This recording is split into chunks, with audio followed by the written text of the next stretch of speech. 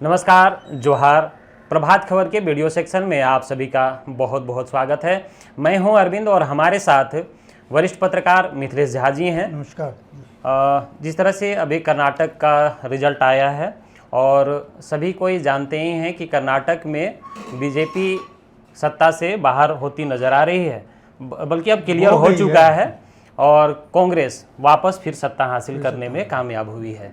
अभी का जो ताज़ा आंकड़ा है मिथिलेश जी, मैं पहले बता दूं कि आज अभी तक का जो आंकड़ा है चुनाव आयोग के अनुसार अभी तक कांग्रेस 100 सीट पर जीत दर्ज कर चुकी है, जबकि 36 पर बढ़त बनाई हुई है। अगर टोटल देखा जाए तो 136 सीट कांग्रेस को आती नज़र आ रही है।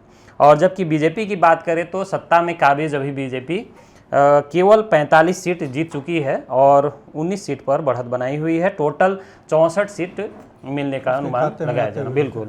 और जेडीएस की बात की जाए तो 16 सीट में जीत दर्ज की है और 4 सीट पर बढ़त बनाई हुई है। टोटल 20 सीट जेडीएस को आती नज़र आ रही है और अन्य 4 सीटें। तो कुल मिलाकर ये जो अभी आंकड़ा आया है उस पर हम लोग पहले बात कर लें, क्या लगता है? एक आंकड़ा हम भी दे देते हैं थोड़ा कि पार्टियों का जो प्रदर्शन रहा है उस पर दे देते हैं कि कर्नाटक को 6 भाग में बांट दिया गया है। 6 भाग में बांटा गया। एक बेंगलुरु सिटी, दूसरा हैदराबाद कर्नाटका, एक है महाराष्ट्र कर्नाटका, ओल्ड मैसूर, सेंट्रल कर्नाटका और करावल कोस्ट, यानी करावल तटवर्ती इलाका जो पड़ता है वो। ये 6 भाग में जो बटा हुआ है कर्नाटक। उन 6 भागों में आप देखेंगे तो बेंगलुरु सिटी में बीजेपी 17 सीट जीत पाई है। यहाँ कांग्रेस से ज़्यादा सीटें उसके हाथ आई हैं। बिल्कुल। कांग्रेस को यहाँ सिर्फ 10 सीट पे जीत मिली है। और एक है करावल कोस्ट, यहाँ 19 सीट है टोटल, उसमें 13 सीट पे बीजेपी ने जीत हासिल की है और यहाँ कांग्रेस को सिर्फ 4 सीटें मिली हैं। बाकी जितने इलाके हैं हर क्षेत्र में कांग्रेस ने बिल्कुल इनको मात दी है अच्छे से और इस तरह से उनका परफॉर्मेंस वो बड़े पैमाने पे बीजेपी को नुकसान हुआ है, जेडीएस को भी नुकसान हुआ है और उसका फ़ायदा दोनों की जो सीटें घटी हैं वो कांग्रेस के हिस्से में गई हैं ये। और दूसरा के जो एग्जिट पोल के नतीजे थे उस एग्जिट पोल के नतीजे से कहीं ज़्यादा बेहतर परफॉर्मेंस कांग्रेस का रहा और उससे कहीं ख़राब परफॉर्मेंस बीजेपी का रहा। जेडीएस के मामले में एग्जिट पोल ने जो 20-22 का अनुमान दिया था वो सटीक साबित हुआ। बिल्कुल। तो देखिए, जिस तरह से कर्नाटक का ट्रेंड चला आ रहा है पिछले 38 साल से, और लगभग वही ट्रेंड को अभी तक सेट करके रखा हुआ है। वहाँ की जनता, वहाँ के वोटर, लगातार 5 साल में सरकार बदलती आई है और इस बार में भी वही देखने को मिल रहा है। हर 5 साल में सरकार बदल जाती है तो बदल गई सरकार इस बार। बिल्कुल। तो हम लोग पहले भी चर्चा कर चुके हैं कि आखिर ऐसा क्या मामला हो गया कि भाई बीजेपी सत्ता में रहने के बावजूद भी और इतनी ज़बरदस्त कंपेनिंग हुई बीजेपी की ओर से, खुद प्रधानमंत्री मोदी लगातार ताबड़तोड़ रैलियां की और रोड शो भी किए और नड्डा तो लगातार वहाँ कैंप किए हुए थे, उनका भी ज़बरदस्त रैली हुआ और रोड शो भी किए और रक्षा मंत्री भी वहाँ, राजनाथ सिंह भी वहाँ पहुँचे। मतलब दिग्गज जितने भी कह लें बीजेपी के नेता हैं, यूपी के योगी आदित्यनाथ भी वहाँ रैली की, लगातार रोड शो किया। यही बताता है कि इतने बड़े बड़े नेताओं को इतनी ज़्यादा रैलियाँ करनी पड़ी, वहाँ जाके राष्ट्रीय अध्यक्ष को कैंप करना पड़ा। ये बता रहा था, ये संकेत था कि बीजेपी की स्थिति, अंदरूनी स्थिति वहाँ पे बहुत ख़राब है। तभी इतने बड़े बड़े नेताओं को जाना पड़ा। प्रधानमंत्री को कई दौरे करने पड़े, 65 किलोमीटर का रोड शो उन्होंने किया। यानी प्रधानमंत्री को, मोदी जी को हर जगह जाके कैंपेन करना पड़ता है बीजेपी के लिए और इतना ज़्यादा करना पड़े तो ये बताता है कि पार्टी की स्थिति वहाँ बहुत अच्छी नहीं है। और फिर जगदीश शेट्टार के जाने का भी एक असर हुआ। चुनाव से एन पहले उन्होंने पाला बदला टिकट नहीं मिलने पे, तो वो सारा नुकसान बीजेपी को झेलना पड़ा है। और ये लाजमी है कि कोई भी बड़ा नेता जब जाता है तो उसका नुकसान असर तो मैंने पार्टी पर पड़ता ही पड़ता है। और बात करें कांग्रेस की तो कांग्रेस का प्रदर्शन वहाँ शानदार रहा है। इसका अगर देखा जाए फ़ायदा हमको लगता है कि जो राहुल गांधी का भारत जोड़ो यात्रा रहा है उसका भी कांग्रेस को काफ़ी फ़ायदा मिला। और बाद में जो दिग्गज नेता वहाँ सीधे लोगों से जुड़े, रैलियों के माध्यम से या फिर पदयात्रा के माध्यम से, जैसे राहुल गांधी और प्रियंका गांधी और सोनिया गांधी लास्ट में आई, तो ये सब का कुछ असर हमको लगता है कांग्रेस को पड़ा है। कांग्रेस को जो फायदा हुआ उसका खाली इतने का असर नहीं है, पूरा समग्र रूप में इसको देखने की जरूरत होती है। कांग्रेस ने का राष्ट्रीय अध्यक्ष कौन है अभी? खड़गे हैं। मल्लिकार्जुन खड़गे कर्नाटक से आते हैं और वो गांधी परिवार के बहुत विश्वास पात्र माने जाते हैं। बिल्कुल। और मतलब बहुत दिनों के बाद, सीताराम केसरी के बाद ये पहला मौका आया है जब गैर गांधी परिवार से कोई अध्यक्ष बन पाया। तो सीताराम केसरी का कद सभी जानते हैं कांग्रेस में क्या था, और उसके बाद अगर इनको ये पद मिला है तो खड़गे कोई एक्स्ट्राऑर्डिनरी परफॉर्मर नहीं थे, लेकिन बावजूद इसके उनको अगर कांग्रेस की कमान दी गई तो उसका कुछ न कुछ संकेत कर्नाटक में गया है। और उनको जिस तरह से पार्टी ने महत्व दिया है उसका फ़ायदा तो मिलना ही मिलना था। और ऐसा हम कहें कि दूसरी बात की बीजेपी की जो सरकार चल रही थी उसमें भी कुछ कमी रह गई होगी लोगों के, चूँकि हम लोग इधर हैं तो वहाँ के ग्राउंड लेवल पे क्या चीज़ें चल रही हैं वो सारी चीज़ें निकल के नहीं आती। बिल्कुल। लेकिन जैसे अपने यहाँ झारखंड में खनन को लेकर चलता रहता है, कर्नाटक में भी खनन का मामला बड़े पैमाने पर होता है, तो वो सारी चीज़ें कहीं ना कहीं असर करती हैं। जो पार्टी कमज़ोर हुई होगी, कहीं सरकार नाकाम रही होगी, तो उन नाकामियों के चलते ये नुकसान होता है। एकाएक इतना नुकसान किसी एक नेता के पाला बदलने से नहीं होता है। हाँ, अचानक से तो नहीं होगा, लेकिन कुछ ना कुछ एड ऑन होते चला जाता है। तो यही सब कारण है कि बीजेपी आज वहाँ से सत्ता से बाहर हो चुकी है, फिर से कांग्रेस वहाँ सत्ता हासिल कर चुकी है। हम बात करें खड़गे के प्रदर्शन की, जिस तरह से अध्यक्ष पद उन्होंने हासिल किया, उसके बाद से उनका पहला ये चुनाव है। तो खड़गे के लिए ये पहला मौका नहीं है, इसके पहले गुजरात और हिमाचल के चुनाव तो हो चुके हैं। और अभी जो जैसे आपने कहा कि कांग्रेस के लिए को लोकसभा चुनाव में फ़ायदा होगा, फ़ायदा और नुकसान तो अभी 2024 दूर है, 1 साल करीब बाकी बचा हुआ है, तो वो देखा जाएगा। लेकिन हाँ, कांग्रेस की इस जीत से कांग्रेस के कार्यकर्ताओं में नई ऊर्जा का संचार होगा। अभी राजस्थान बड़ा स्टेट में चुनाव होने वाला है इसी साल, तो वहाँ जो स्थिति अभी जगदीश शेट्टार ने बीजेपी के लिए की है, शायद वहाँ सचिन पायलट अगर उनके लिए वो नौबत लाया है। हाँ, जिस तरह से लगातार उनका अशोक गहलोत के खिलाफ बिल्कुल वो कैंपेन कर रहे हैं, पदयात्रा पे निकल रहे हैं, तो वो क्या करेंगे पता नहीं चल रहा अभी। तो उस समय अगर स्थिति आई तो फिर जो दिन अभी बीजेपी को देखना पड़ा है वही समय कांग्रेस के लिए राजस्थान में आ सकता है।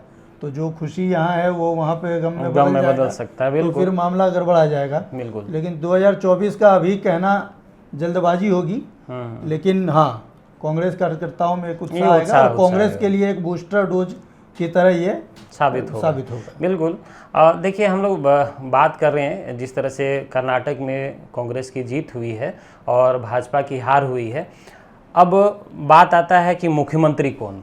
अब ये बड़ा मामला सामने उभर के आएगा। दो लोग हैं दावेदार। हाँ, डीके शिव कुमार और सिद्धारमैया। तो अब दोनों अपने आप में दिग्गज हैं। दोनों दिग्गज हैं, एक मुख्यमंत्री रह चुके हैं और एक स्टेट प्रेसिडेंट हैं। बिल्कुल। तो सिद्धारमैया के बारे में आपको कुछ उनकी दावेदारी पे कुछ प्रकाश डालिए। देखिए, सिद्धारमैया की बात की जाए मिथिलेश जी, तो वो एक दिग्गज नेता रह चुके हैं। हालांकि हाल के दिनों में उनका जो बयान सामने आया था, उन्होंने साफ तौर पर कह दिया था कि ये मेरा आखिरी चुनाव है और मैं संन्यास ले लूँगा।